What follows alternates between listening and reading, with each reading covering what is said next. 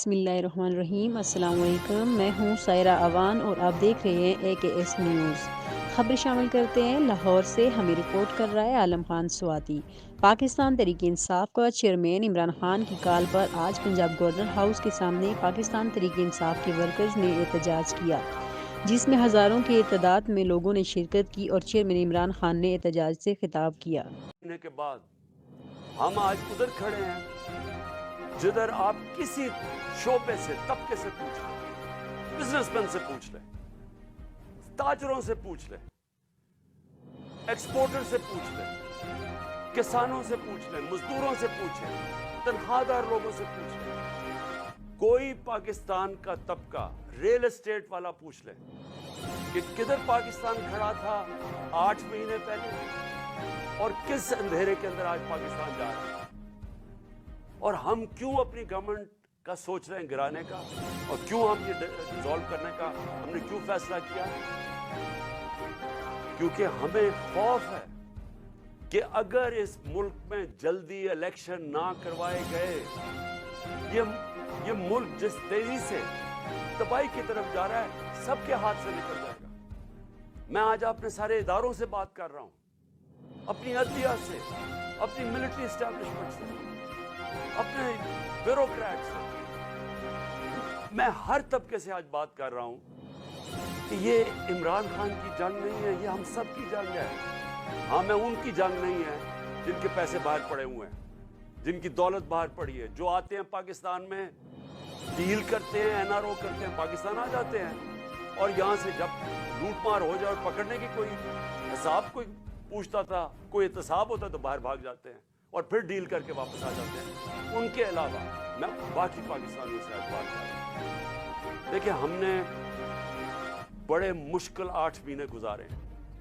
میں نے اس طرح، یہ میں بار بار کہتا ہوں، جو مجھے ایک آدمی نے جس طرح کی دشمنی کی ہے ہمارے ساتھ، ایک آدمی نے جس طرح کی دشمنی کی ہے، میں سمجھتا ہوں کہ میں نے 50 سال سے قوم مجھے جانتی، مجھے کبھی اس طرح کا احساس نہیں ہوا جس طرح کہ ایسے کہ میں کوئی غدار ہوں، ملک کا کوئی ملک دشمن ہوں۔ اس طرح کی ہمارے پر اور میری پارٹی کا ہمارا قصور کیا تھا؟ ہمارا قصور یہ تھا کہ ہمیں ہٹا کے جو چوروں کا ٹولہ ہمارے اوپر مسلط کیا گیا وہ ہم قبول نہیں کر رہے تھے، اور وہ یہ قوم قبول نہیں کر رہی تھی۔ واضح ہو گیا کہ قوم ساری آ کے ہمارے ساتھ کھڑی ہو گئی۔ ہمیں جو برا بھلا بھی کہتے تھے، جب انہوں نے ان چوروں کو دیکھا وہ قوم ہمارے ساتھ آ کے کھڑی ہو گئی، اور اس آدمی کو نظر آ رہا تھا کہ قوم ادھر آ کے کھڑی ہو گئی۔ الیکشن، بائی الیکشن میں نظر آ رہا تھا، جلسوں میں نظر آ رہا تھا۔ جب کبھی پاکستان کی قوم اس طرح خود نہیں سڑکوں پہ نکلی جو اس باری ان 8 مہینے میں نکلی، اور بار بار نکلتی گئی، ایک پیغام دے رہی تھی، ساری قوم ایک پیغام دے رہی تھی کہ ہم ان چوروں کے ٹولے کو ہم نہیں قبول کرتے، یہ امپورٹڈ حکومت نامنظور ہے۔ ساری قوم پیغام دے رہی تھی، اور قوم یہ بھی کہہ رہی تھی کہ دیکھیں ایک ہی طریقہ اس میں سے نکلنے کا، الیکشنز کرواؤ۔ سروے کے مطابق 70% پاکستانیوں نے، آج 70% پاکستانی کہتے ہیں کہ ملک کا مسائل کا حل الیکشنز ہے، صاف اور شفاف الیکشنز۔ لیکن ایک آدمی، اور وہ کون تھا جس کو ارشد شریف شہید کہتا تھا، وہ کون تھا؟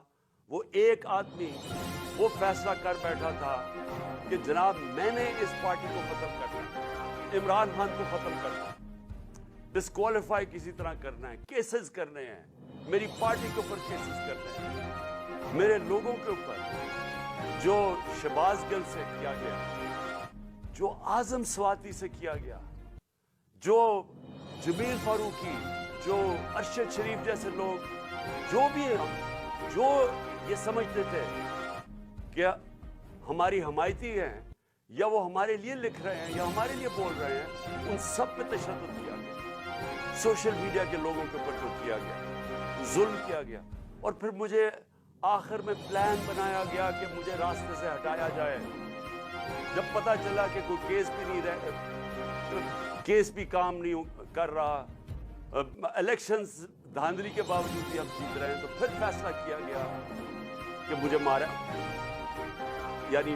کے راستے سے ہٹایا جائے. تو میرے پاکستانیوں, آج جو ہمارا ملک جس طرف کھڑا ہے, میں آپ کو صرف آخر میں 2-3 چیزیں بتانا چاہتا ہوں. ایک کہ معیشت جدھر کھڑی ہے, پاکستان کی ایکسپورٹس گر رہی ہیں ہمارے دور میں ریکارڈ. پاکستان جو باہر سے پیسے ڈالرز بھیجتے تھے, ریمیٹنسز بیرون ملک پاکستانی, وہ گر رہے ہیں. پاکستان کی جو ٹیکس کلیکشن ہے وہ کم ہوتی جا رہی ہے, جو ریکارڈ تھی ہمارے دور میں. پاکستان کی انڈسٹری, اور انڈسٹری اٹھانا اتنے سالوں کے بعد ہماری انڈسٹری اوپر آ رہی تھی, اور یہ کرونا کے باوجود انڈسٹری اوپر آ رہی تھی. اصل تو نوکریاں انڈسٹری دیتی ہے, اصل تو ایک قوم کی دولت کے اندر اضافہ انڈسٹری دیتی ہے. اصل ہماری جو بڑی ہے ٹیکسٹائل انڈسٹری کی وجہ سے بڑی ہے, تو ہماری انڈسٹری بڑھ رہی ہے. آج ہماری انڈسٹری 0 سے نیچے چلی گئی. آج فیکٹریاں بند ہو رہی ہیں, آج مزدور بے روزگار ہو رہے ہیں. آج جب آپ کی ایکسپورٹس اور ریمیٹنسز جب گرنی شروع ہوتی ہیں تو ڈالر کم آ رہے ہیں, لیکن ڈالر کی قرضے بڑھتے جا رہے ہیں. اور آج ہمارے پاس خوف ہے کہ ہماری اب قرضوں کی قسطیں ادا کرنے کے لیے ہمارے پاس ڈالر نہیں ہے. آج ایل سیز نہیں کھل رہی, امپورٹس روکی ہوئی ہیں, اور آگے کوئی روشنی نہیں نظر آ رہی. آگے کسی طبقے کو کوئی روشنی نہیں نظر آ رہی. امید ختم ہو گئی ہے پاکستان میں. 7.5 لاکھ پاکستانی ملک چھوڑ کے چلے گئے ہیں پچھلے چند مہینے میں. جبل علی کے مینیجر بتا رہے تھے کہ 7 مہینے میں جو پاکستانیوں نے انویسٹمنٹ کیا جبل علی کی انڈسٹریل اسٹیٹ میں, وہ 10 سال میں نہیں کی. لوگوں کو امید ختم ہو رہی ہے پاکستان میں, اور یہ سب سے خطرناک چیز ہے. ایک جب قوم میں امید ختم ہو جائے تو وہ پھر ہٹتی ہے قوم.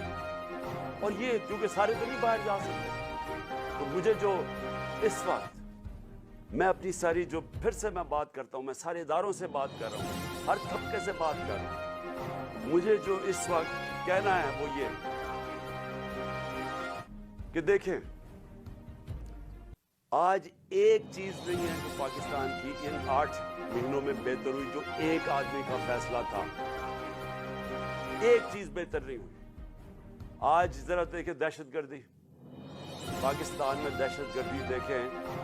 ہمارے جب دور میں تقریباً دہشت گردی کنٹرول ہو گئی تھی, ہم نے باڑ لگا دی تھی افغانستان میں جو ادھر سے دہشت گردی ہوتی تھی. پھر جب گورنمنٹ بدلی تو ہماری نئی حکومت سے سب سے بہترین تعلقات, 2 ارب روپیہ خرچ کر چکے اپنے دوروں پہ. مجھے پتا ہے اس کا پاکستان کو کیا فائدہ ہوا. 2.25 ارب روپیہ خرچ کر چکے اور ابھی تک افغانستان نہیں گیا. ہمیں تو سب سے زیادہ ضرورت ہے کہ ہمارے افغانستان سے تعلقات ٹھیک ہو, تاکہ یہ جو اب مسئلے مسائل آ رہے ہیں, ہماری جو دہشت گردی ہے, جتنے ہمارے اچھے تعلقات ہوں گے اتنی بہتر چانس ہے کہ ہم دہشت گردی کو پر قابو پا لیں. لیکن ہم تصویریں دیکھ رہے ہیں کہ اربوں روپیہ ہم نے جو خرچ کر کے باڑ بنائی تھی, جو فینس بنایا تھا بارڈر کے اوپر, وہ توڑا جا رہا ہے. تصویریں آ رہی ہیں کہ وہ باڑ ہی کھیڑی جا رہی ہے. کدھر ہے ہماری فورن پالیسی؟ اور دوسری چیز میں یہ سوال پوچھنا چاہتا ہوں کہ آج ہمارے پاکستانیوں کو سب سے بڑا مسئلہ کیا ہے؟ کیا ہے سب سے بڑا مسئلہ؟ ایک دفعہ ہماری تحریک چلی تھی, تحریک پاکستان, ملک کو آزاد کرنے کے لیے. پھر ایک دفعہ اور ایک عوام کھڑی ہوئی تھی روٹی کپڑا مکان پہ, کہ عوام کا پہلی دفعہ کسی نے نام لیا تھا کہ ہاں عوام کے بھی مسئلے مسائل ہیں, نہیں تو امیر ہوتا جا رہا تھا. تو یہ خوف تھا کہ عام لوگوں کے پاس فرق پڑتا جا رہا ہے امیر غریب میں. آج ایک ہی مسئلہ ہے پاکستان کا, اور وہ ہے جس کو انگریزی میں کہتے ہیں رول آف لا, انصاف, قانون کی حکمرانی. یہ جنگ جب تک ہم اب یہ جنگ نہیں لڑیں گے, اور میں اپنی ساری قوم کو کہہ رہا ہوں, جب تک ہم یہ جنگ نہیں لڑیں گے ہمارے ملک کا اب کوئی مستقبل نہیں ہے. اللہ نے ہمارے اوپر ایک چیلنج دے دیا ہے کہ اگر تمہیں پاکستانی اپنے آپ کو بچانا ہے تو انصاف قائم کرو۔ اور انصاف کیا ہے؟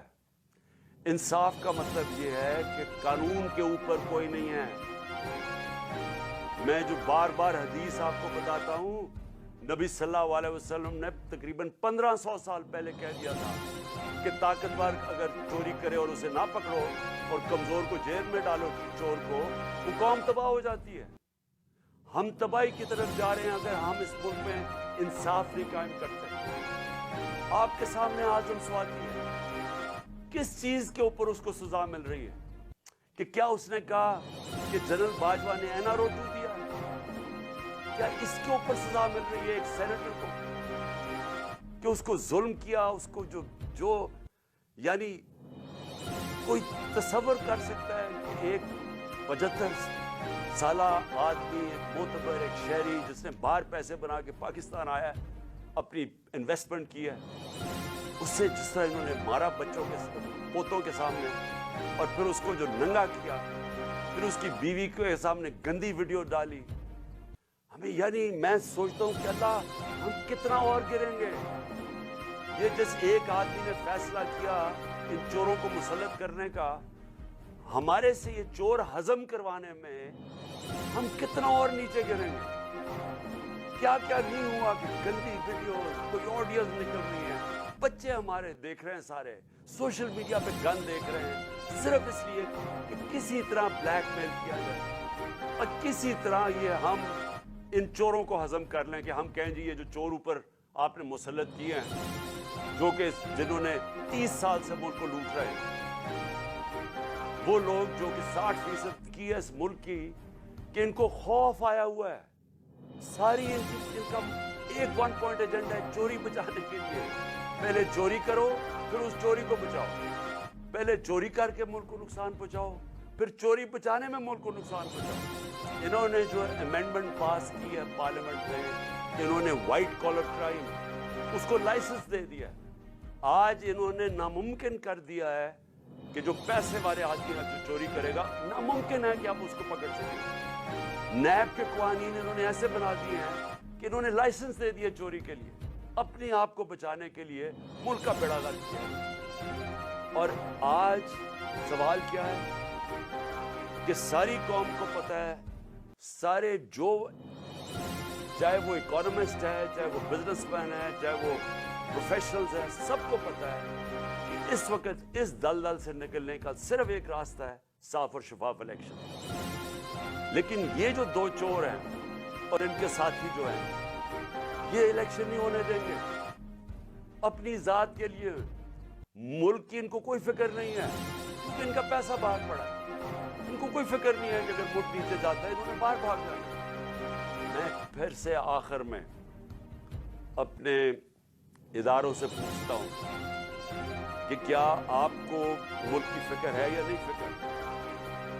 میں آپ سے پوچھ رہا ہوں، سارے اداروں سے جن کا سٹیک پاکستان میں ہے، میں ان کی بات نہیں کر رہا جن کا سٹیک ملک سے باہر ہے، جن کا سٹیک آج پاکستان میں ہے، میں آپ سب سے سوال پوچھ رہا ہوں کہ کیا آپ کو آج فکر کرنی چاہیے یا نہیں کہ ہمارا ملک تیزی سے جا رہا ہے، وہ ادھر پہنچ جائے گا جدھر خدا نہ خواستہ ہم سب کے ہاتھ سے نکل جائے گا۔ جتنی جلدی اس ملک میں الیکشن کروائیں ہم، اتنی جلدی اس ملک کو ایک موقع ملے گا ہمیں کہ نکلنے کا اس دلدل سے۔